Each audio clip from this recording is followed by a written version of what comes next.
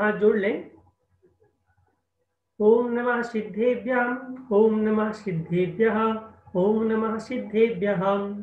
सिद्धे जय प्रसिद्धे चौविहाराहणाफलं पत्ते वंदितारहन्ते बोझम आराहणम कंसो। सिद्ध भगवानों की जय, अनंत भगवानों की जय। भगवती आराधना ग्रंथ के विषय में कल आप सभी ने जाना था। हमारे गुरुजनों के द्वारा जिस प्रकार से व्याख्यान किया गया था कि भगवती आराधना ग्रंथ क्या है, इसको लेने की आवश्यकता क्या थी, या हमारी परियोजना के द्वारा यह ग्रंथ प्रमुखता से इसका व्याख्यान हमने किया था। इस ग्रंथ को हमने प्रमुखता से लेकर के इसका स्वाध्याय करने के लिए इसका अनुवाद और संस्कृत छाया इत्यादि की गई थी। सबसे पहले हमें यह समझना चाहिए कि जो ग्रंथ रचना होती है उसमें व्याकरण की भूमिका कितनी है। किस प्रकार से प्राकृत की व्याकरण पहले रचे गए या प्राकृत की व्याकरण पहले थे, यह बात हमें समझने की आवश्यकता है। सबसे पहले हम देखें कि पहले जन्म बोली थी प्राकृत भाषा। यानी उस समय सभी लोग प्राकृत भाषा में बात करते थे।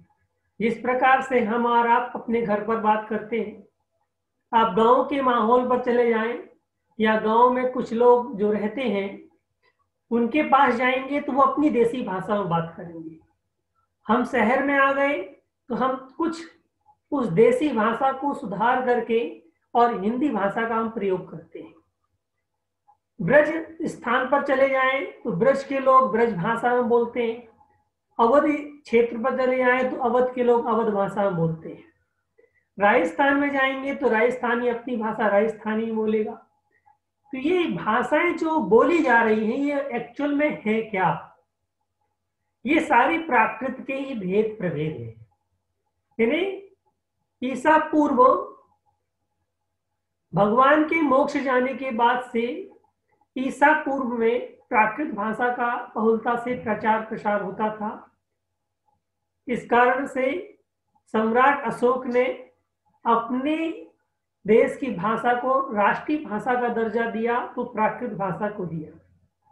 सम्राट खारवेल ने इस भाषा को राष्ट्रीय भाषा का दर्जा दिया, प्राकृत भाषा को।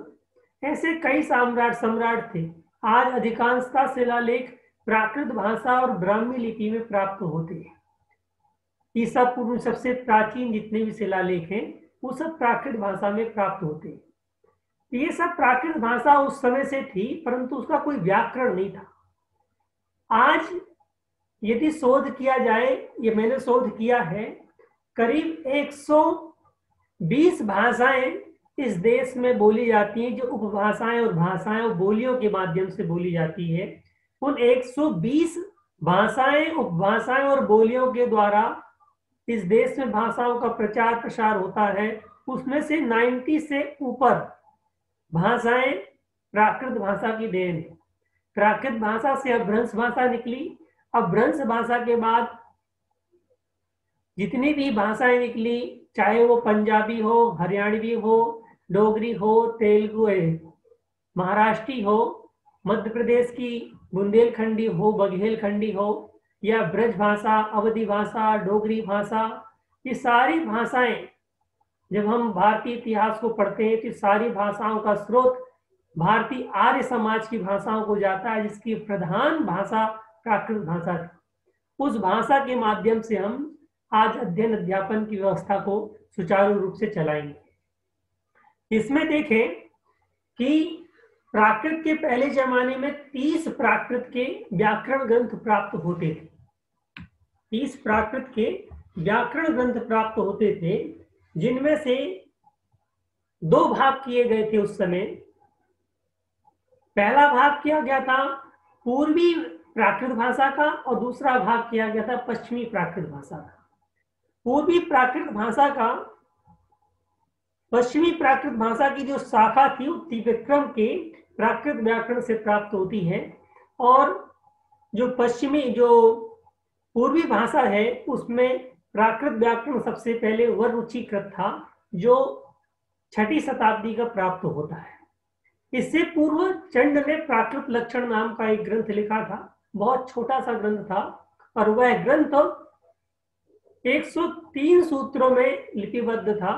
वह प्राकृत का चंड कवि का प्राकृत लक्षण व्याकरण है, जो सबसे पहले 3री-4वीं शताब्दी में लिखा गया था। और हमारा जो ग्रंथ है भगवती आराधना, ये आचार्य कुंद के समय पर जो आचार्य शिवार हुए थे उनके द्वारा लिपिबद्ध है, और आचार्य कुंद का समय ईस्वी 1ली शताब्दी है। तो कहने का आश्रय मेरा ये है कि जो व्याकरण के ग्रंथ रचे गए थे और उससे पूर्व भी शास्त्र लिखे जाते थे, तो क्या ये शास्त्र व्याकरण के अनुसार लिखे गए या इन शास्त्रों के अनुसार व्याकरण लिखा गया? दो बातें हमारे सामने प्रस्तुत होती हैं।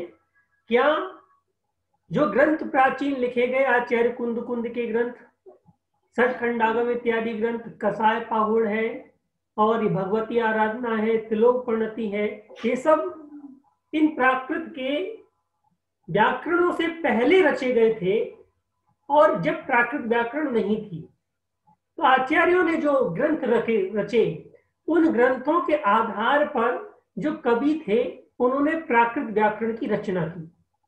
अब हम समझें, अब ये कवि, ऐसे कवि शब्द इन ग्रंथों में प्राप्त हो जाए जो व्याकरण से सिद्ध ना होते हो, तो हम ये ना कहें कि साहब ये व्याकरण से सिद्ध नहीं होते हैं तो ये आर्ष प्राकृत नहीं है।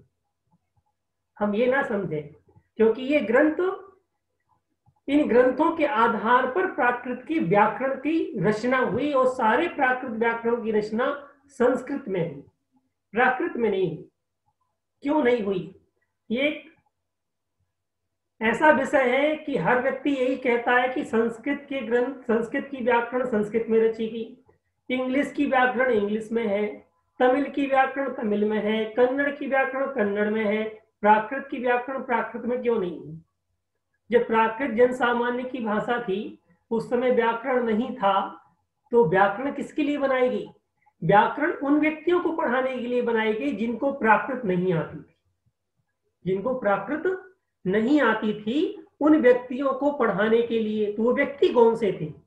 वो व्यक्ति ऐसे थे जो संस्कृत तो जानते थे परंतु प्राकृत नहीं जानते थे, तो उनको प्राकृत पढ़ाने के लिए उनकी भाषा का आधार बनाया गया है। जो जिस भाषा में समझता है उस भाषा में समझाना पड़ता है। आज यदि हम इंग्लिश पढ़ना चाहते हैं तो हमें हिंदी मीडियम से पढ़ना पड़ेगा ना, तब तो हमें समझ में आएगा कि ये शब्द क्या है। उसी प्रकार से जैसे आज हम प्राकृत पढ़ रहे हैं, अब मैं प्राकृत में पढ़ाना चालू करूंगा तो किसी को समझ में नहीं आएगी।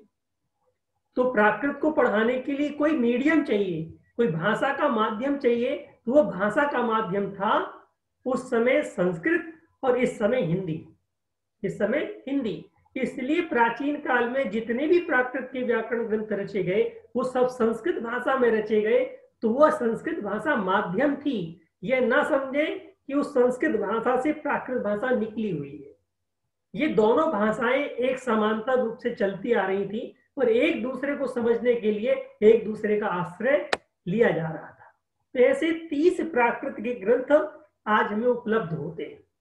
तो आज हम गाथाएं देखते हैं, 2 गाथाएं। इन 2 गाथाओं के माध्यम से समझते हैं कि भगवती आराधना, क्योंकि व्याकरण अकेला नहीं, हमें दर्शन पक्ष भी समझना है कि भगवान आचार्य शिवार्य क्या कह रहे हैं। तो भगवती आराधना क्या है? भगवती आराधना एक नाम है, इसका मूल नाम था आराधना ग्रंथ। परंतु जिस प्रकार से भगवान महावीर स्वामी के नाम के आगे उनको पूज्यता देने के लिए भगवान शब्द लगाते हैं, किन्हीं आचार्यों के आगे उनको पूज्यता देने के लिए आचार्य भगवान शब्द लगाते हैं, उसी प्रकार से आराधना की पूज्यता के लिए आचार्य वर्ण ने आराधना के पहले भगवती शब्द लगाया।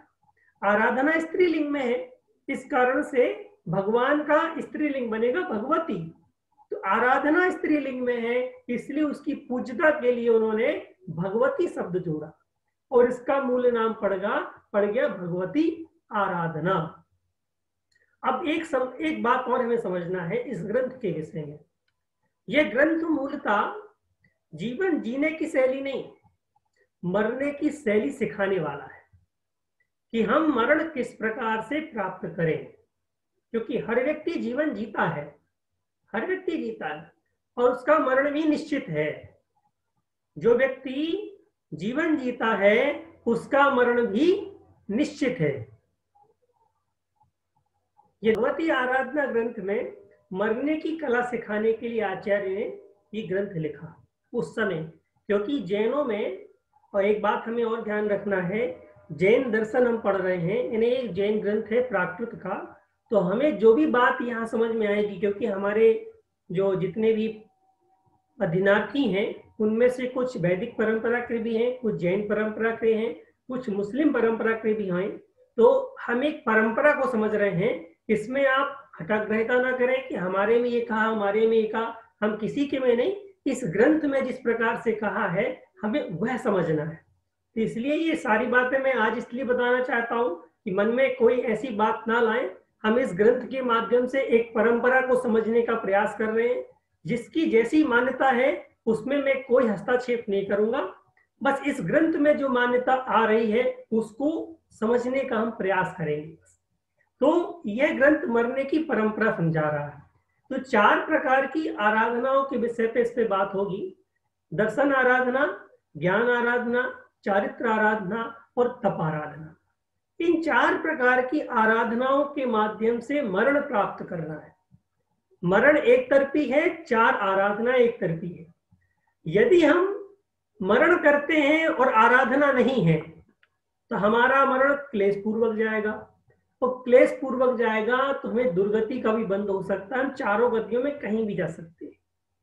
और आराधनाएं यदि साथ में है और फिर मरण होता है, आराधनाओं के साथ यदि मरण होता है तो वह सम्यक मरण है और वह मोक्ष मार्ग की ओर अग्रसित करने वाली होगी। तो इन 4 आराधनाओं की प्राप्ति करने वाला कौन है? इन 4 आराधनाओं की प्राप्ति करने वाले अरहंत भगवान और सिद्ध भगवान है। तो अरहंत भगवान और सिद्ध भगवान बनने के लिए हमें इन 4 आराधनाओं की प्राप्ति करना पड़ेगी।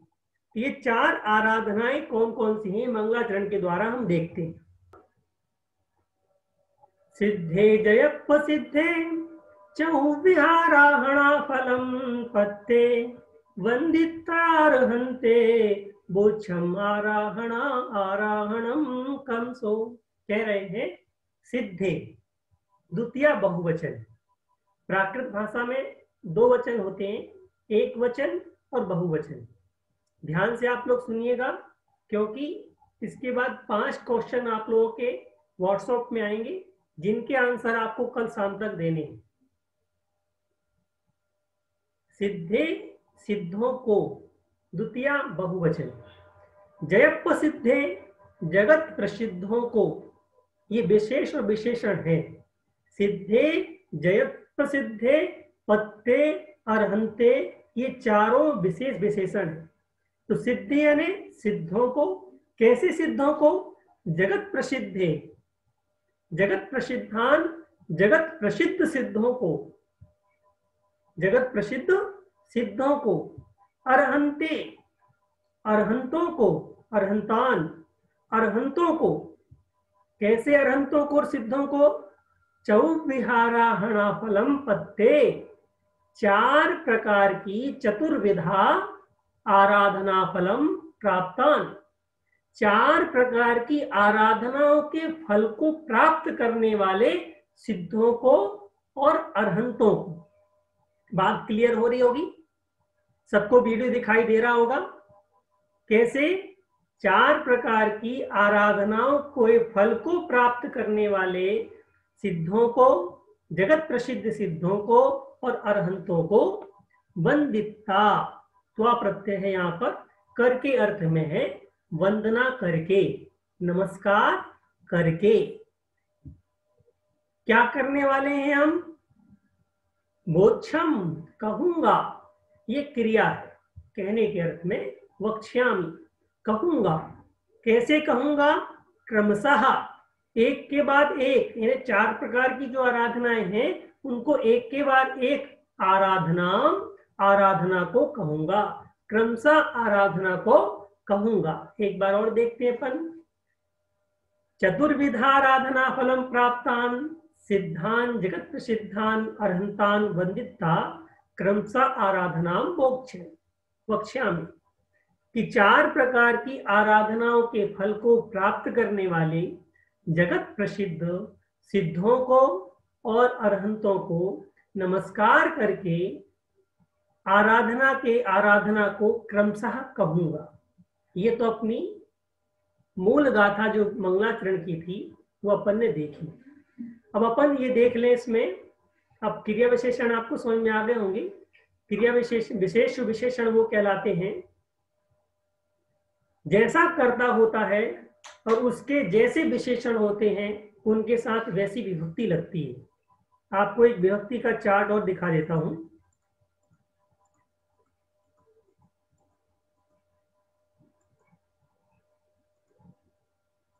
अभी एक विभक्ति का चार्ट दिखाऊंगा, उसमें आपको सब समझ में आ जाएगी किस प्रकार से व्याकरण चल रही है।